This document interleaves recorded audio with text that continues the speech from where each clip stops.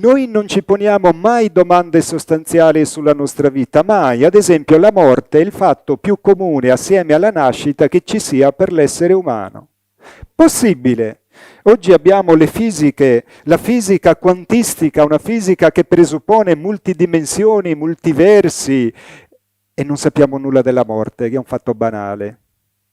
Scientificamente, non come credo. Noi non abbiamo ancora, come società parlo, la prova provata, scientifica, di che cavolo è sta morte. Ma ce lo volete spiegare? E viviamo tutta la vita facendo finta che la morte non esista. Peggio, progettando tutta la nostra vita solo per quella parte che muore, che è il corpo. Tutta la vita è progettata per il corpo, non c'è uno straccio di progetto che noi facciamo in vita per lo spirito, ma non progetti di fede, tipo incominciare ad andare in chiesa verso il 65 perché non si sa mai. Sfigavolle che Dio c'è davvero, intanto vado in chiesa, convinti che Dio sta in chiesa. Non sta in chiesa Dio, o perlomeno non sta solo lì. E poi Dio, chi è Dio? Chi conosce Superman? Conoscete Superman? Lo conoscete? Ecco, Dio è più di Superman. Dio può tutto, niente escluso.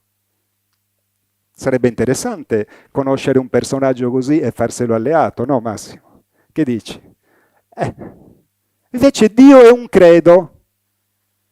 Credo in un solo Dio. Come credi in un solo Dio? E se poi sono tanti, che facciamo?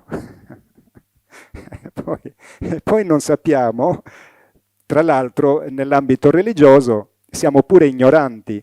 Noi pratichiamo una religione per sentito dire. Noi mediamente parlo, non leggiamo e non sappiamo un ficco secco della scrittura. Ecco che io allora cito il capitolo 18 della Genesi, dove c'è il padre Abramo nel querceto di Mamre, che sta con la moglie, con il suo bestiame. A un certo punto, cito testuale, compaiono davanti a lui tre uomini. Uno di questi uomini è l'Eterno, dice la Bibbia. Ah, quindi Dio è un uomo. Poi Abramo prima si prostra a terra e adora questi tre. Quindi allora credo in un solo Dio, poi lì ne appaiono tre. Questi uomini, Abramo gli offre la carne arrosto, il latte da bere, gli fa cucinare il pane, siccome li vede impolverati, gli invita a sedersi sotto un albero perché faceva caldo, dice lavatevi i piedi, quindi Dio mangia la carne, beve il latte, si mangia il pane, si lava i piedi e si fa una bella chiacchierata con Abramo, lui e gli altri due.